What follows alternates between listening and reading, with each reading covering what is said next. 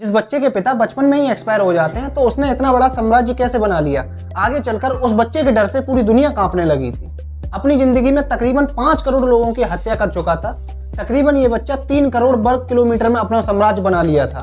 Moscow से लेकर Beijing तक साम्राज्य बना चुका था। तो कौन था ये बच्चा, कहाँ का रहने वाला था? चलिए आज इस टॉपिक को थोड़ा बेसिक तरीके से देखते हैं।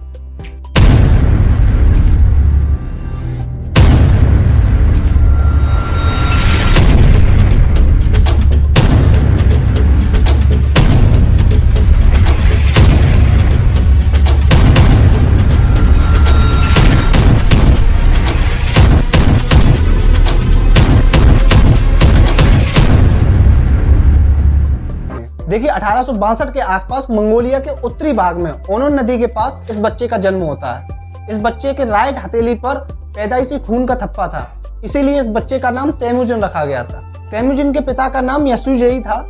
तेमुजिन के पिता यसुजेई विरोधी कबीले से होयलन को किडनैप कर लाते हैं और होयलन के साथ शादी कर लेते हैं और होयलन ने इस बच्चे को जन्म 1862 ईस्वी में दिया। लेकिन कुछ ही समय बाद इस बच्चे के पिता यसुजेई की हत्या कर दी जाती है। उसके बाद तेमुजिन की मां ने तेमुजिन के भाई और उनके जो बहन थी उनका पालन पोषण बड़ी मुश्किल से किया। तेमुजिन जब 12 साल का था तब उसकी शादी फिरदौस के साथ कर दी गई थी। इसके बाद उसकी शादी बोर्ते नाम की खातून से कहा गया था। शादी के कुछ ही समय बाद अपहरण कर लिया गया उस खातून का और अपनी वाइफ को बचाने के लिए उसने बहुत ज्यादा लड़ाई लड़ी थी। तेमुजिन का जो पहला दोस्त था वो बोगू रचू था और उसका सगा भाई भी उसकी जिंदगी में एक दोस्त के जरिए से रहा। तेमुजिन ने अपने पिता के सगे भाई ओंग खान के साथ पुराने रिश्तों को फिर से शुरू कर लिया। तेमुजिन का बचपन का भी एक दोस्त था जिसका नाम जमुका था। बाद में इसकी मित्रता जो थी, इसकी दोस्ती थी, वो दुश्मनी में बदल गई और 1180 से 1190 में तेमुजिन ओंग खान के साथ दोस्ती को बनाए रखा। वो इसलिए क्योंकि जमुका और उन जैसे लोगों को हराने के लिए। जमुका को हराने के बाद तेमुजिन में बहुत बड़ा आत्मविश्वास आ गया और वो अन्य कबीलों के खिलाफ भी लड़ाई के लिए निकल गया।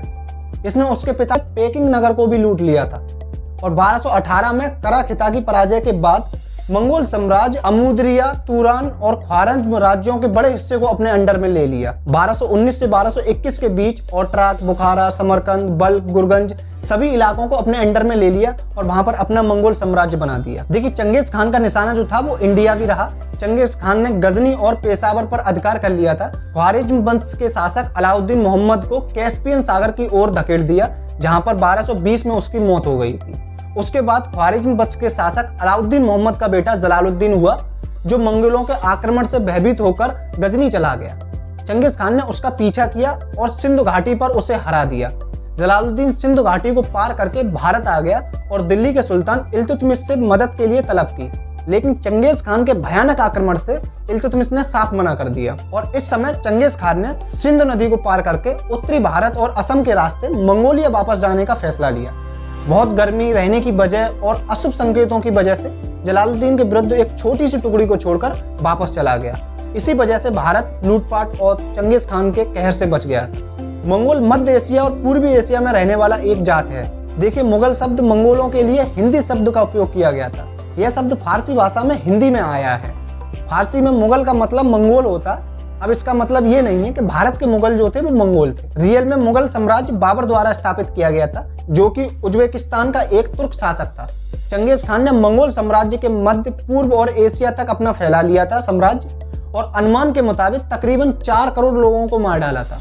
एक अनुमान के मुताबिक दुनिया के लगभग 11% आबादी मारी गई थी। यूरेशिया में लगभग 37 से 60 मिलियन तक लोग मारे गए थे और ये आक्रमण हत्या का सबसे बड़ा अटैक माना जाता है। चंगेज खान के आगे आने वाले वंशज ने 1271 में युआन राजवंश की स्थापना की, तो इन्होंने अपने दादा के नाम पर एक मंदिर बनवाया जिसका नाम ताउजू रखा, जिसका अर्थ होता है सर्वोच्च पूर्वज। देखिए ऐसा नहीं है कि चंगेज खान की जो मौत हुई थी वो किसी युद्ध या फिर किसी लड़ाई में हुई थी। चंगेज खान सर्दियों में शिकार करते समय अपने घोड़े से गिर गया था और अगले कुछ महीनों में उसे तेजी बीमारी से जूझना पड़ा और 25 अगस्त 1227 में उसकी मृत्यु हो गई थी। उसकी मृत्यु के बाद चंगेज खान को मंगोलिया ले जाया गया और वहां पर किसी पवित्र जगह पे उसे दफना दिया गया था। चंगेज खान ने अपना उत्तराधिकारी ओगोदेई खान को चुना, जो बोर्ते से पैदा तीसरे नंबर पर था और आगे इसी का शासनकाल चला। तो दोस्तों आज की बायोग्राफी हम लोगों की यहीं तक रहेगी। मिलते हैं हम लोग नेक्स्ट वीडियो में नेक्स्ट टॉपिक के साथ। तब तक के लिए हमारी वीडियो को सपोर्ट जरूर करें।